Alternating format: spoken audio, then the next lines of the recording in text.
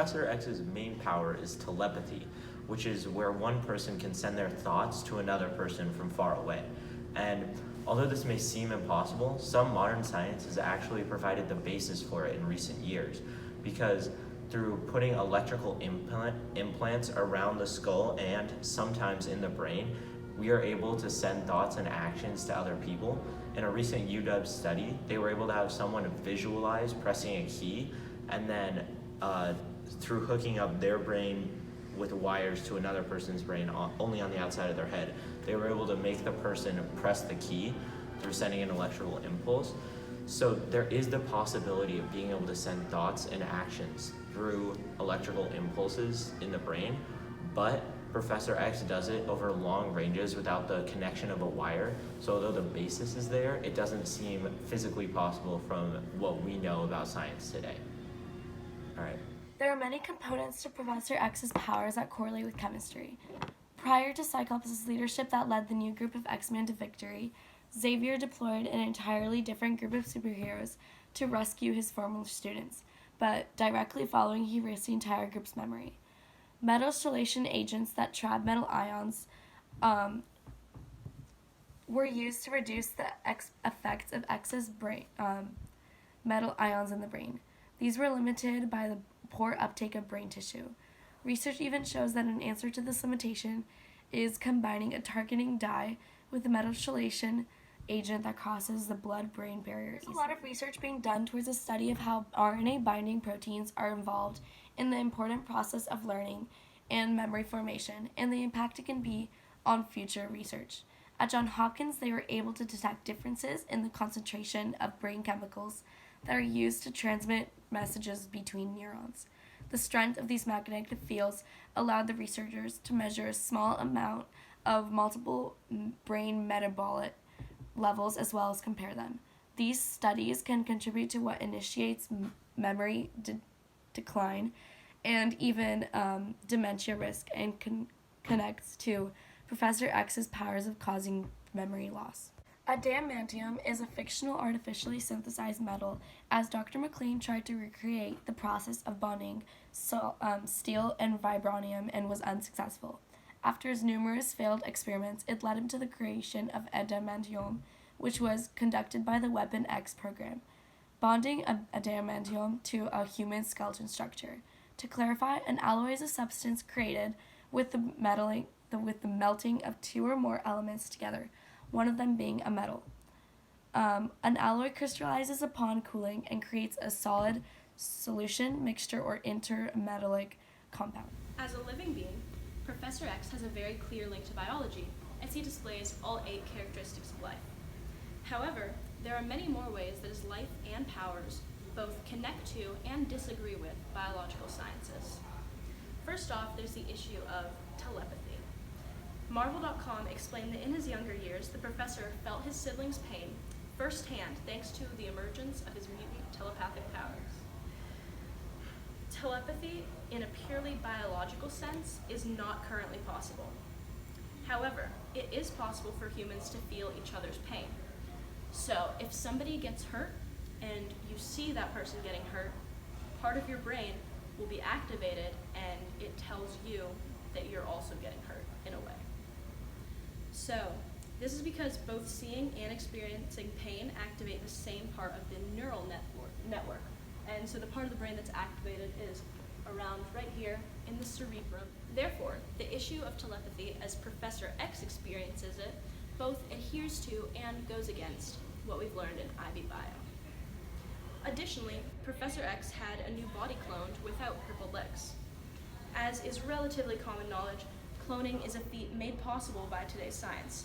However, the process is not quite like Marvel would have you think it. When an organism is cloned, its DNA is used to replace the DNA in a zygote, that is an egg and sperm put together, and it's a single cell. Then the zygote develops with the organism's DNA in it, and then it's born as a baby. So it wouldn't have been an entire new body formed for Professor X. It would have been a new organism formed that had Professor X's DNA. And in modern day science, that is not, it's an ethical dilemma, so it's not going to be done.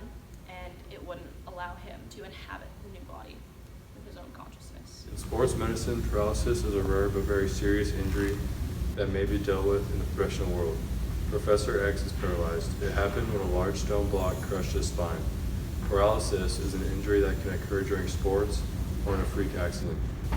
The crushing action of the block would have caused paralysis by damaging his spinal cord and nerves at the end of the spinal canal. Movement is inhibited and the patient, such as Professor X, will become paralyzed. The part of the cord which was damaged is shown in this section.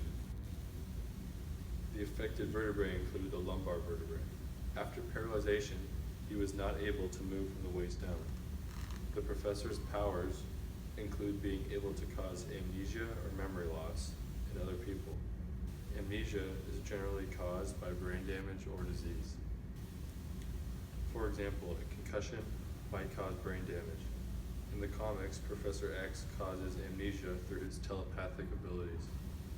Although this would not be possible in real life, as telepathy is not, Professor X would have been able to cause amnesia if he had physically damaged his enemy's brains. Just don't move. Lights represent every living person on the planet. The white lights are humans. And these are the mutants. This mechanism right here is called Cerebro, developed by Professor X, and it tracks the location of each human and mutant on Earth. The broken line represents the path of the mutant to attack the president. I've been finding it difficult to get a lock on him. Well, can't just As concentrate you on can see, this is If I similar want to kill to him, how a yes. GPS works in our world. A GPS, or Global Positioning System, relies on the help of 33 satellites in Earth's orbit, but only 24 are required for a functional system. The location of any object on the surface is found by using 4 satellites to simultaneously send radio waves to the receiver, and because radio waves are electromagnetic waves, they travel at the speed of light. The closest distance a satellite would be to the surface is 20,000 kilometers, so this would mean that it would take at least 0.067 seconds for the signal from the receiver to reach the satellite, and another 0.067 seconds for the satellite to send its signal back, for a total of at least 0.13 seconds. Wait a second, don't you need only the distances from 3 points to calculate the position of anything on Earth by triangulation? Why 4 satellites?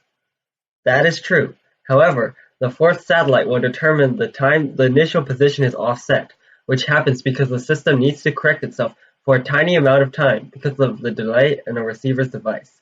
Furthermore, the effects of gravity apply on the satellites themselves because of Einstein's theory of general relativity and shift their clocks by around 40 milliseconds, which I will not explain, though, because the curving of spacetime is out of the scope of this exploration. Yeah, but how do GPSs know their own location? They actually use quasars, which are the black holes in distant galaxies that flash ranges of electromagnetic waves. These satellites receive these waves to accurately know their own position orbiting around Earth. Professor X used Cerebro to locate Nightcrawler, another mutant who is a former X-Men. But, however, Professor X uses telepathy and not satellites to seek out the humans and mutants.